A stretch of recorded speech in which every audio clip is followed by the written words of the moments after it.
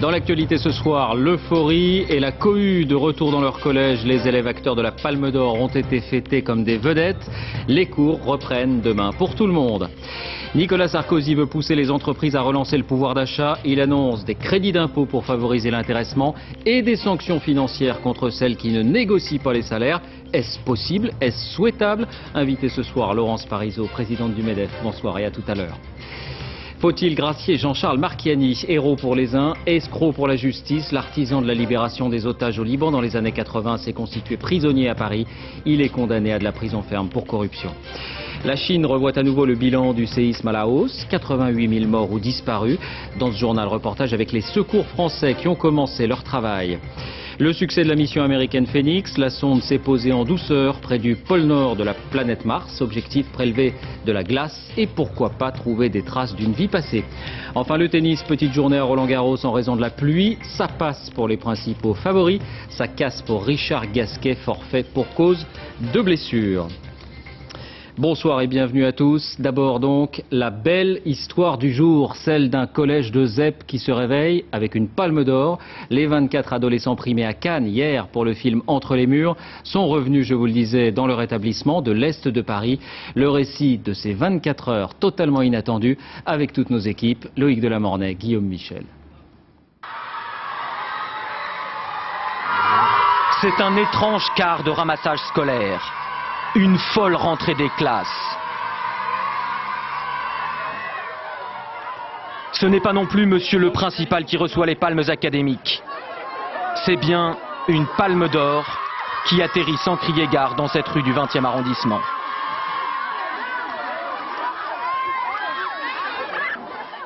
Dans la cour, les professeurs acteurs ne signent plus de bulletins de notes mais des autographes. Les salles de classe se transforment en podium de photocall pour la presse. Seuls les 24 jeunes acteurs sont officiellement dispensés de cours aujourd'hui. Peine perdue, le collège entier s'arrête et virevolte en état de grâce. Faut pas monter sur les grands airs, ça y est on est des stars, moi je dis ça. Parce que sinon on va pas réussir.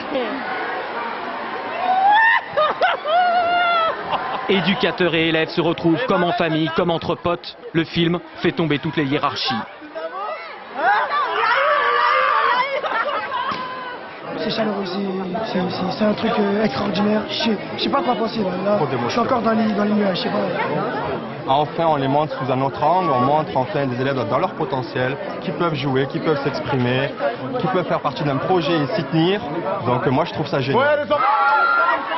Situation incongrue pour ses parents que de venir rechercher à l'école leur simple gamin qu'une traînée de poudre médiatique a transformé en héros.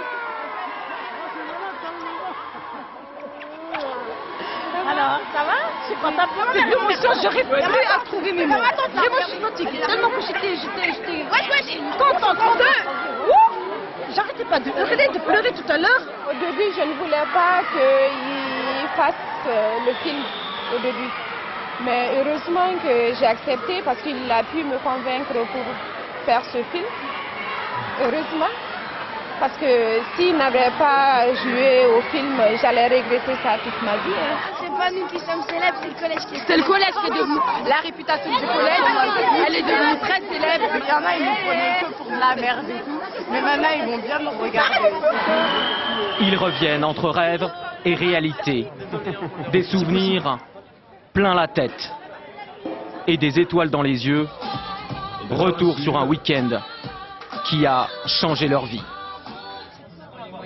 Samedi dernier, dans quelques instants, la petite troupe va monter les marches pour la présentation du film, sélectionnée à la dernière minute. S'orienter pour ce qu'on appelle le photocall, avec tous les photographes qui vont vous photographier. Là, j'envoie un texte à ma maman pour lui dire de regarder la télé. Incroyable montée de tapis rouge cet après-midi-là pour ces jeunes qui pensent vivre à cet instant le sommet de l'aventure. Le dimanche matin, alors que les collégiens sont déjà repartis pour Paris, un coup de fil leur indique de faire demi-tour. On nous a dit qu'il fallait revenir à Cannes. On sait pas. On nous a dit habillez-vous très classe et puis. On était tous fatigués comme ça, avec des petites mines. Puis tout d'un coup, tout le monde a eu la pêche et tout. Premier indice que peu d'enfants décryptent, les motards officiels viennent escorter leur car. Ah ça, dans un film oui, mais en réalité, non. Aussi je vous aime. À ce moment-là, leurs réalisateurs pensent qu'ils ont un prix spécial, un prix d'interprétation collective qui serait spécialement créé pour eux.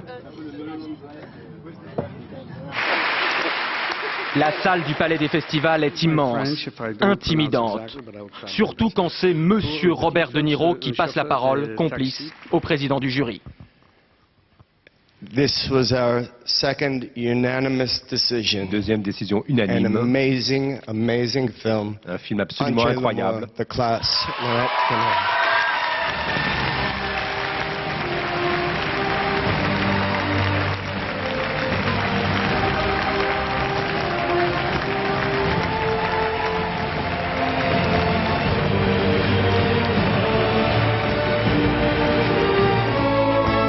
Propulsés sur scène avec un bonheur enfantin, ces gamins d'un collège de ZEP ne semblent même pas réaliser que derrière eux se tiennent Roman Polanski, Benicio del Toro ou encore Milla Jovovich, Edouard Baird et Sean Penn. Aujourd'hui, à Paris, ces stars d'un soir et d'une vie ont donné des idées à leurs camarades ou leurs petits frères. Toi, c'est un métier qui t'intéresserait, acteur? Oui, moi ça m'intéresserait. Mais déjà là, je m'étais inscrit dans un casting.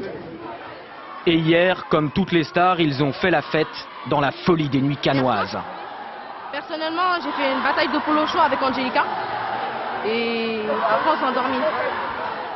Voilà, mais les cours reprendront demain pour tout le monde et il y a bientôt le brevet à préparer. Quelques mots et quelques images maintenant du film lui-même que vous découvrirez bientôt. De quoi s'agit-il? On parle beaucoup de l'école et de ses difficultés. Eh bien, c'est l'histoire d'une classe au quotidien qui est proposée sans angélisme ni dramatisation. Marie Joujouan, Michael Cariou. Ne bougez pas. Ces 25 élèves du collège Françoise Dolto ont tous dans le film de Laurent Canté des rôles de composition, écrits pour eux. Entre les murs est une œuvre de fiction racontant l'année scolaire d'une classe de 4e, pas un documentaire, même s'il puise dans le roman éponyme de François Bégodeau, récit de son expérience d'ancien enseignant. Je vais aller voir ma mère, je lui dirai fallu que je sois fus. Le prof de français du film, c'est lui. Mais non, c'est pas dans le Moyen-Âge. Classe ou cours de récréation, on reste à l'intérieur des murs, une caisse de résonance de la réalité. Ici, pas de clichés, car Laurent Canté a un objectif. Ouais, vous auriez pu passer par moi quand même, non? C'était d'essayer de ne pas être dans l'exemplarité. C'est-à-dire, voilà, on va pas essayer de dire ce qu'est l'école, on va montrer ce qui peut se passer dans une classe donnée. Les situations que peut rencontrer un professeur avec ses élèves, y compris les conflits. Non, et puis franchement, François te prend pas la tête, quoi. De toute façon, t'as vu comment il nous parle? Là, le film, j'aimerais bien qu'il soit vu comme un film, comme une comédie dramatique. Qu'on rit, qu'on pleure, qu'on y voit des jeunes, qu'on entende de la langue. Si ce que tu as à dire n'est pas plus important que le silence, alors tais-toi.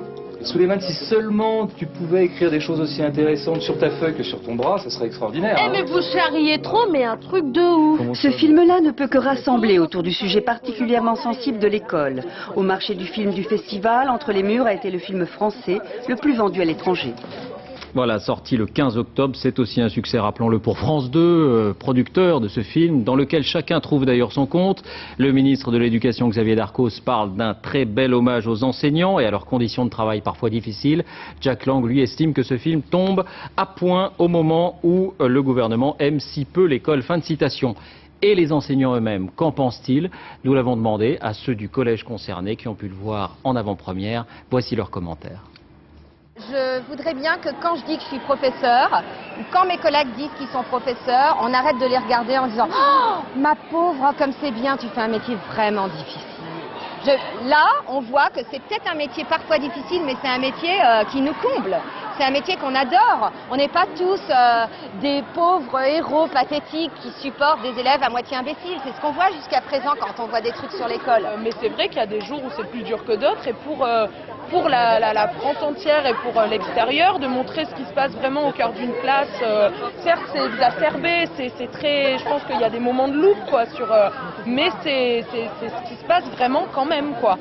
C'est pour ça que c'est très très important de pas supprimer des postes et d'accentuer le nombre de surveillants et c'est pour ça aussi qu'on se bat sur toute la France, il n'y a pas qu'ici. Voilà, propos recueillis par Evelyne Goldman et Frédéric Delarue. Voilà ce qu'on pouvait dire sur cette Palme d'Or et ses suites. Autre titre de l'actualité, ce nouveau déplacement de Nicolas Sarkozy, cette fois dans l'Oise, sur la question du pouvoir d'achat.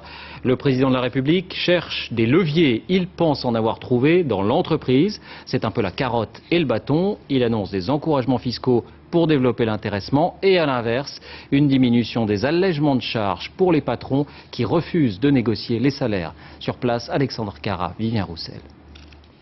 Une usine dans l'Oise, entre ouvriers et chaînes de montage. C'est le décor choisi par Nicolas Sarkozy pour retrouver des accents gaullistes. À l'avenir, les entreprises qui ne joueront pas le jeu des négociations salariales seront sanctionnées. Les entreprises qui ne respecteront pas cette obligation, eh bien, elles verront leurs allègements de charges diminuer de 10%. Pourquoi ?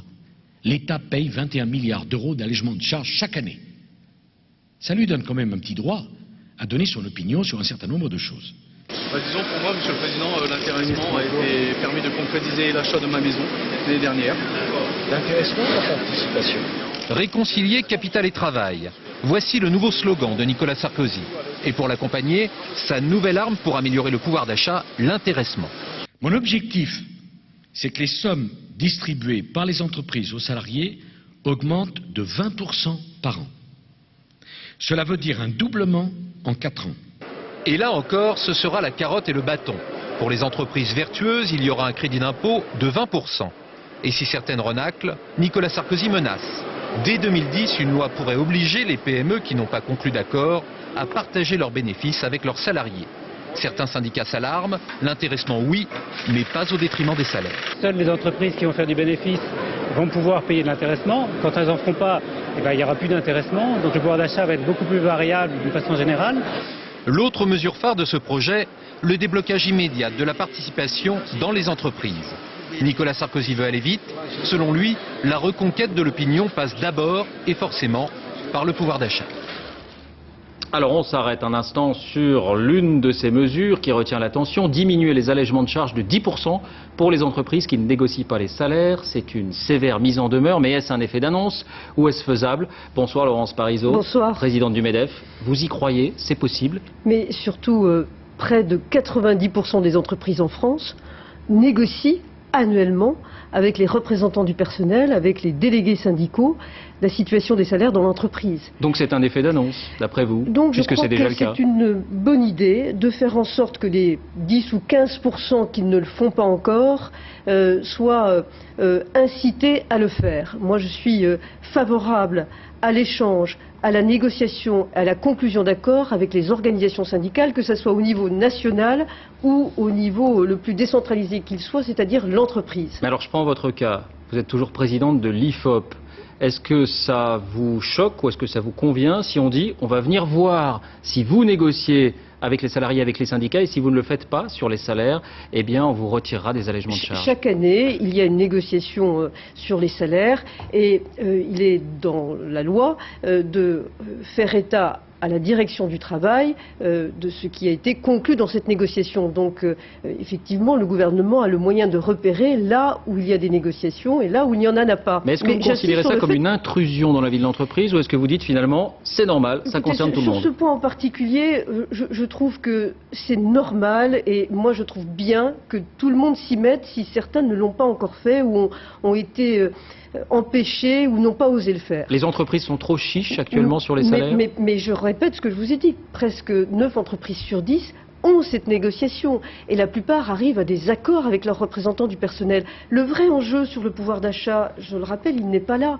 Le vrai enjeu, vous savez, un chef d'entreprise, s'il a des marges de manœuvre, il sera content de se dire je peux investir et je peux donner une rémunération à mes équipes qui ont su faire développer mon entreprise. Donc vous dites le vrai enjeu c'est la croissance. Le vrai enjeu c'est la croissance. Le vrai enjeu c'est donner plus de liberté, plus de souplesse. J'ai vu que le mot libéralisme était à nouveau à la mode et je suis ravie de ça. J'ai été la première à dire soyons à nouveau libéraux et ça veut dire quoi? Ça veut dire effectivement que tout soit négocier, discuter entre partenaires sociaux. D'un mot, les salaires sont aujourd'hui assez élevés en France dans le privé? Mais qu'est-ce que ça veut dire assez élevé? Est-ce que, surtout, les entreprises ont tous les moyens de la compétitivité dans la grande compétition mondiale que nous connaissons aujourd'hui? Moi, je dis que non. Parfois, les salaires ne sont pas assez élevés pour beaucoup de familles pour pouvoir avoir accès à une consommation moderne. Je ne souhaite qu'une chose, c'est de créer un environnement économique qui nous permette à nous, les chefs d'entreprise, d'avoir plus de marge de manœuvre. Dites, il y a une autre nouvelle très importante aujourd'hui, c'est l'encouragement à l'intéressement. Et moi, je voudrais vous dire que nous, le MEDEF, nous sommes très moteurs sur cette question. On a même un guide qui dit comment associer mes salariés à la performance de mon entreprise. Là, c'est des vrais projets d'entreprise, gagnant-gagnant entre le chef d'entreprise et les salariés. Merci Laurence Parisot d'avoir répondu à nos questions. Un mot de la grève des pêcheurs. Première information, le prix des carburants et donc du fioul a battu un nouveau record en moyenne en France, le fioul qui passe le seuil d'1 € le litre. Le mouvement des marins persiste, même s'ils sont divisés et que le travail a repris ici et là. Image ici de 7 où des opérations ont été menées dans des supermarchés pour retirer des rayons les poissons importés ou issus de l'élevage. Sur la côte de la Manche, cette fois à Boulogne, les représentants d'une dizaine de villes ont voté pour le blocage des ports pendant 48 heures. Les conséquences se font sentir pour le consommateur. À Marseille, les marailleurs du marché aux poissons ont baissé le rideau ce soir, faute de marchandises. Sur place, Stéphane Despinois, Benoît Jourdan. Demain, il n'y aura pas besoin de verser de la glace pilée sur le poisson. Les derniers poissons ont été emballés cet après-midi au marché de Somati. Cela fait quelques jours que le marché d'intérêt national tourne au ralenti. Il va maintenant s'arrêter.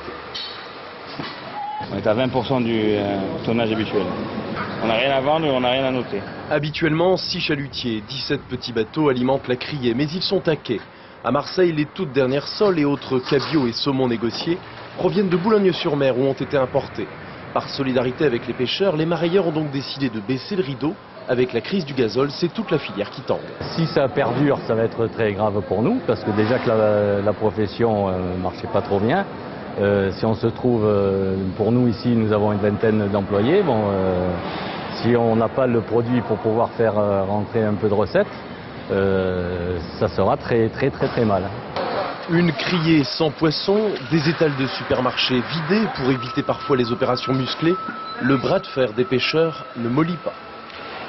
Et le mouvement pourrait cette fois effectivement faire tache d'huile en Europe. Des représentants italiens, portugais et espagnols appellent à une grève illimitée à partir de mercredi.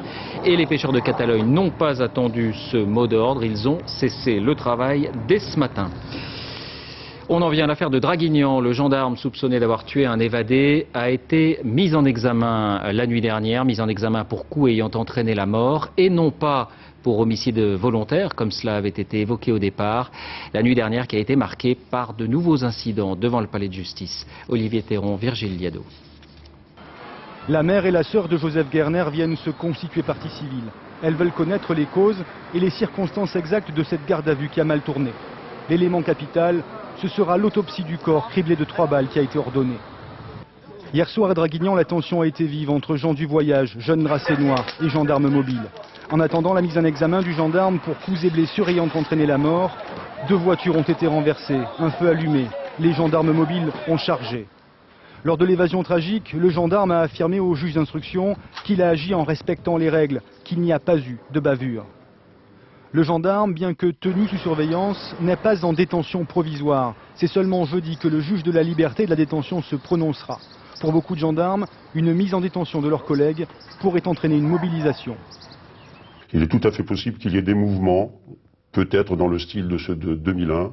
Pourquoi pas voir déposer les armes et les cartes d'officiers de police judiciaire dans les compagnies de gendarmerie.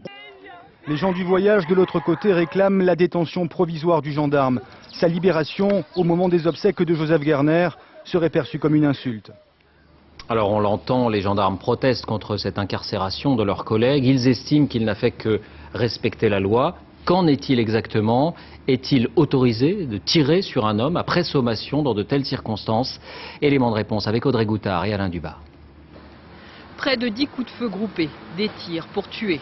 C'était en 2003 lors d'un contrôle routier. Le conducteur ne s'était pas arrêté à temps, un gendarme a tiré. Là, ce sont des voleurs de voitures surpris par les militaires. Bilan, un mort et un blessé parmi les voleurs.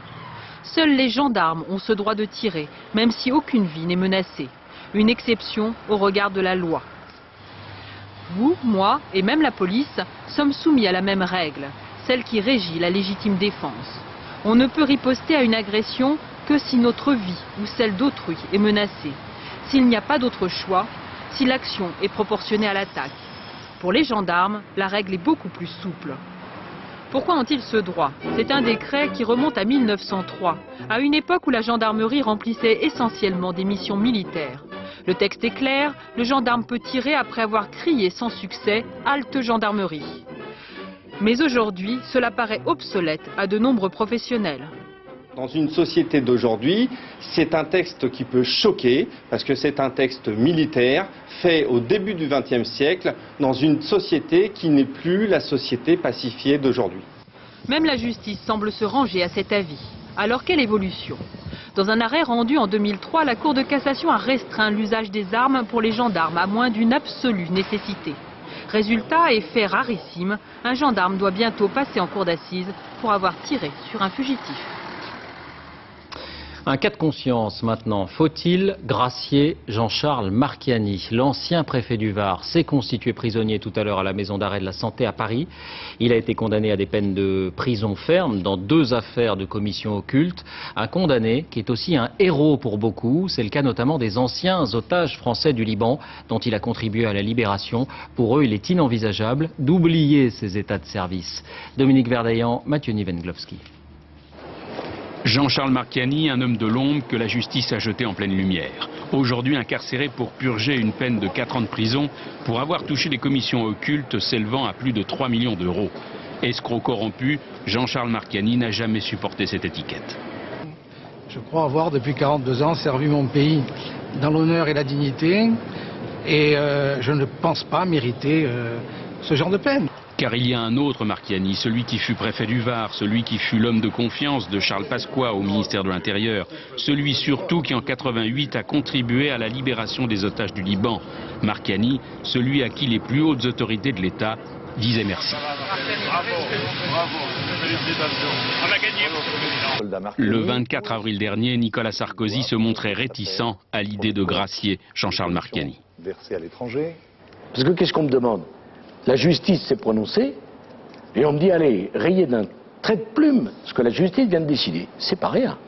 Mais pour les ex-otages du Liban, il faut sauver le soldat Marchiani. Ce soir, Marcel Carton s'indigne de cette incarcération. C'est un homme sensationnel, on ne peut pas l'oublier. C'est grâce à lui même qu'on a revu nos familles et tout ça. Il a risqué sa vie, le pauvre. En octobre prochain, Jean-Charles Marchiani sera à nouveau jugé pour l'affaire des ventes d'armes à l'Angola. À l'étranger, d'abord le séisme en Chine. Une première équipe de secouristes français est à pied d'œuvre là-bas. Dit ainsi, cela paraît naturel. De fait, c'était encore inimaginable il y a quelques années pour les hommes de la sécurité civile. C'est une première, mais pas toujours simple. L'adaptation se fait peu à peu. Envoyés spéciaux Samassoula, Tristan Lebras. Habitués à débarquer dans les premières heures, les secours français n'ont été admis que 2 semaines après le séisme, dans un contexte de crise entre les 2 pays. Mission délicate, se rendre utile sans heurter ni bousculer. Moi j'ai des équipes qui savent faire, elles ont le matériel pour ça. Si ça l'intéresse, on peut l'envoyer là-bas. Très vite, l'équipe française réalise que l'hôpital maîtrise parfaitement la situation et qu'aucune affectation ne l'attend. Il faut dire qu'accepter une telle aide occidentale est inédit pour la Chine, même si l'accueil est courtois. Pour moi, c'est pas de l'affichage parce que très concrètement, nos équipes sont là. Je pense que les 2 premiers jours, il y a un aspect très peut-être diplomatique, moral, enfin je ne sais pas comment on peut le qualifier, qui à mon avis est très important. Et c'est ce qu'on est en train de jouer. En mal d'activité, les urgentistes se voient proposer d'intégrer l'unité de soins intensifs. Problème, il y a déjà 4 médecins pour 4 patients. Soit au 120, soit aux urgences. Là, on n'est pas frustré, là on essaye d'aider au mieux et c'est difficile, c'est tout. Les soignants français sont enfin sollicités. L'hôpital évacue ses blessés pour faire de la place en cas de violente réplique. Ils suivent le mouvement, sans en connaître les détails. On ne sait pas si on les suit dans les ambulances ou si on reste là à disposition de l'hôpital. Pour l'instant, je ne sais pas. Ah, je crois qu'on part. Direction la gare, un train sanitaire doit transporter des centaines de blessés à Tianjin, à plus de 2000 km. L'impressionnante opération ne dure que quelques minutes. Français et Chinois unis au chevet des blessés, une image largement diffusée par les médias nationaux. Plus qu'une aide humanitaire, la présence ici de ce détachement de la sécurité civile est un symbole diplomatique fort. Il signe le début de l'apaisement des relations franco-chinoises mises à mal par la question du Tibet. Et sur place, les secours livrent une autre bataille pour éviter que les inondations n'alourdissent encore un bilan qui se monte maintenant à 88 000 morts et disparus. Les lacs qui se sont formés lors du séisme menacent de céder d'un coup. Près de 2000 soldats et policiers sont par exemple arrivés ici, près de Bechuan, pour dégager les débris à la dynamite et tenter d'écouler l'eau peu à peu. Par ailleurs, c'est à noter, devant la colère des familles, les autorités ont réaffirmé que les responsables d'éventuelles lacunes dans la construction des écoles dévastées seraient punis.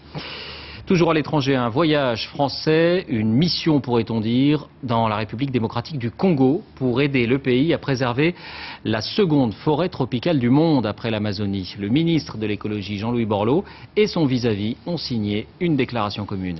Envoyé spécial Nicolas Châteauneuf, Océan Grenier. C'est la deuxième plus grande forêt tropicale au monde, grande comme 3 fois la France. En République démocratique du Congo, cette immense étendue est encore largement intacte, mais les choses évoluent très vite. Dans l'un des pays les plus pauvres du monde, 40 des 60 millions d'habitants y puisent tout simplement leur nourriture et leur bois de chauffe. L'impact est énorme, mais sans route ni électricité, pas toujours facile de parler de protection de l'environnement. Nous disons oui, très bien, mais quelle est notre contrepartie par rapport à cet effort, par rapport à une administration qui doit contrôler, qui doit fonctionner, par rapport à la population qui préserve la forêt? Qu'est-ce que la communauté internationale est prête à prendre en charge? De l'autre côté de la frontière au Congo, certains commencent à se préoccuper de la forêt. Un trésor de vie et de diversité que découvre Jean-Louis Borloo sur une exploitation forestière qui fait aujourd'hui figure de modèle. Lorsque l'abattage n'est pas maîtrisé, c'est un risque pour l'abatteur puisqu'on ne maîtrise pas la position de chute. Ici, chaque parcelle est étudiée, exploitée de manière raisonnée. Chaque arbre est soigneusement sélectionné pour laisser aux autres spécimens le temps de grandir.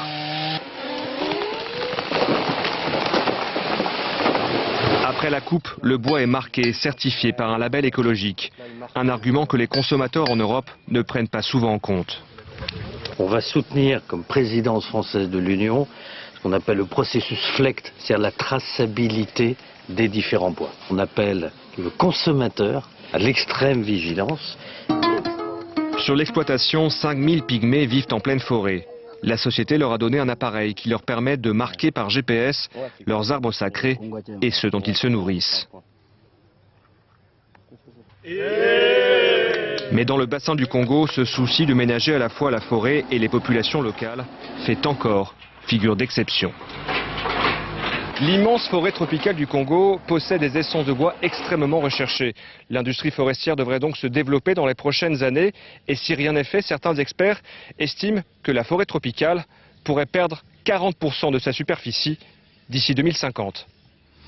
Le salon européen de l'aviation d'affaires à Genève, c'est un bon thermomètre de la croissance mondiale. Malgré la flambée des cours du pétrole, le marché ne s'est jamais aussi bien porté grâce aux nouveaux milliardaires des pays émergents. Numéro 1 mondial, le groupe Dassault.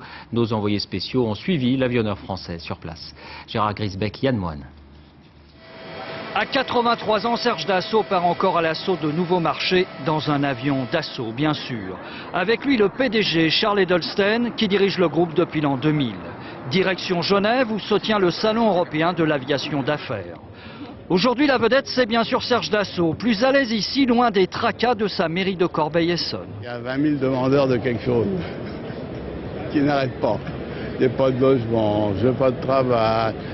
J'ai pas de moyens, j'ai pas ceci, oh là là. Bon, c'est tous les jours comme ça.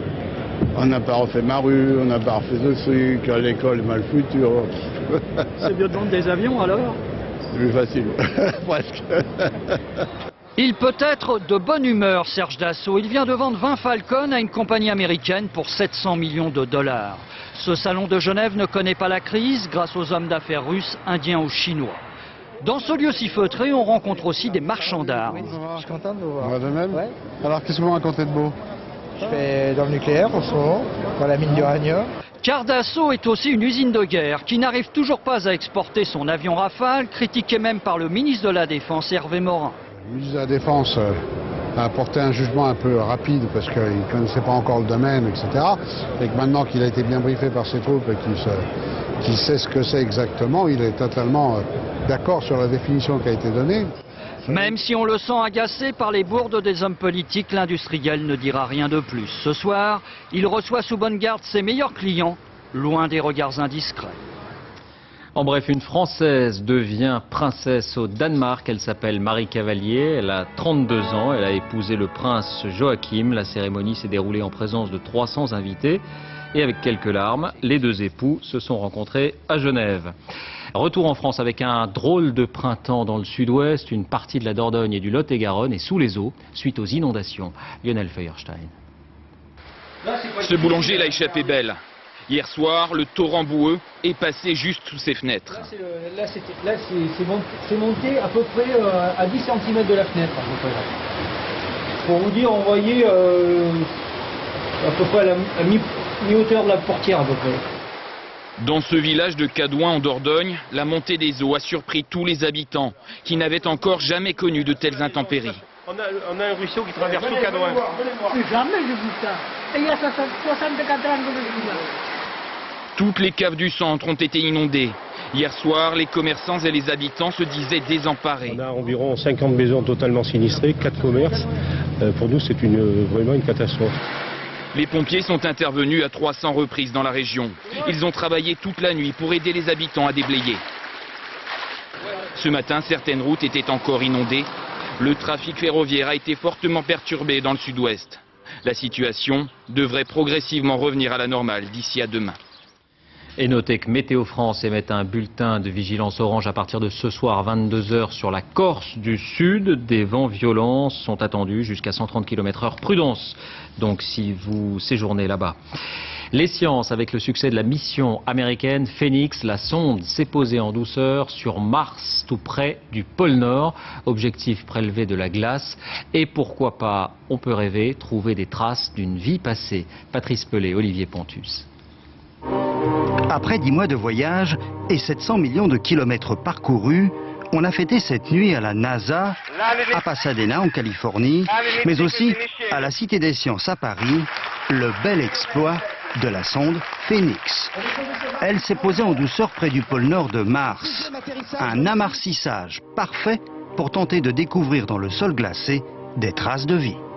On sait qu'il y a de la glace dans le proche sous-sol à quelques centimètres et on va pouvoir sortir une grande pelle mécanique, c'est l'objectif de Phoenix, et commencer à creuser et gratter jusqu'à la glace et essayer de l'analyser. Voici les premières images de la région de Vasistas Borealis, un territoire inhospitalier sans relief. Des images qui n'ont mis que 15 minutes pour arriver sur Terre. À la Villette, pour assister au spectacle, plusieurs centaines de passionnés s'étaient donné rendez-vous dans le hall d'accueil. Tous ont patienté jusqu'à 2 h du matin. C'est un événement quand même assez spécial et on en a parlé, donc je me suis dit que c'était une bonne occasion de participer à la découverte. Phoenix n'a qu'une durée de vie de 3 mois pour trouver des traces de vie. Les échantillons de glace vieux de 3 milliards d'années qui vont être prélevés lèveront peut-être le mystère. La mort de la doyenne des Français à l'âge de 113 ans, Clémentine Solignac s'est éteinte hier, tranquillement, en présence de sa famille, dans sa maison de retraite de Voray-sur-Arzon, en Haute-Loire, à quelques kilomètres de l'endroit où elle était née en 1894. Clémentine Solignac avait vécu seule jusqu'à 106 ans. Tennis, c'est la déception française du jour à Roland-Garros. Richard Gasquet a déclaré forfait pour blessure. Autre déception, la pluie, qui a privé les spectateurs de plusieurs rencontres. Julien Benedetto, Chloé Lecomte. Voilà qui ne va pas arranger l'étiquette de champion fragile qui lui colle à la peau. 30 minutes d'échauffement ce matin avec son nouvel entraîneur et Richard Gasquet jette l'éponge 1 heure avant son premier tour. Le numéro 1 français souffre d'un kyste au genou. Très touché par les critiques ces derniers temps, il ne veut pas prendre le risque de s'exposer à la vindicte populaire en cas de défaite. Encore un coup dur dans une saison jusqu'ici décevante. Ça me frustre tout simplement de ne pas pouvoir jouer à Roland-Garros devant tout ce public, devant tous les supporters. Voilà, j'adore vraiment jouer ici à Paris avec cette ambiance. Donc, je suis énormément déçu, ça c'est sûr. La fragilité de Gasquet tranche avec la sérénité de Roger Federer. Dans son tour de chauffe, le numéro 1 mondial domine en 3-7 Sam Querrey. Un Américain allergique à la terre battue, presque un pléonasme. Côté français, qualification de Serra, Liodra et Nicolas De Wilder, 148e mondial. À 28 ans, ce gaucher écume tout au long de l'année le circuit secondaire, peu lucratif. Issu des qualifications, il élimine en 3-7 l'Australien Gutschon et empoche déjà un chèque de 23 000 €. En un tournoi, il double ses gains de l'année. Le gros lot, ce serait de battre Nadal au deuxième tour. Je vais avoir un gros match, très difficile, donc bon, je vais profiter du moment et puis voilà, on verra ce que je ferai. Comme un lion en cage, le triple tenant du titre piaffe d'impatience dans les vestiaires. Mais la pluie s'est invitée à Roland-Garros en fin d'après-midi, donnant à son adversaire brésilien un jour de répit. Avant de refermer ce journal, je vous en rappelle deux des principaux titres. L'euphorie et la cohue, de retour dans leur collège, les élèves acteurs de la Palme d'Or décernés hier ont été fêtés comme des vedettes. Les cours reprennent normalement demain pour tout le monde. Et puis Nicolas Sarkozy veut pousser les entreprises à relancer le pouvoir d'achat. Il annonce des crédits d'impôt pour favoriser l'intéressement et des sanctions financières contre les patrons qui ne négocient pas les salaires. C'est la fin de cette édition. Merci de l'avoir suivi. Tout de suite, la météo, Laurent Romeshko avec une France coupée en deux. 20h50 FBI porté disparu. 23h10 complément d'enquête autour de Benoît Duquesne. Prise d'otage, contrebande, le temps des pirates. À demain.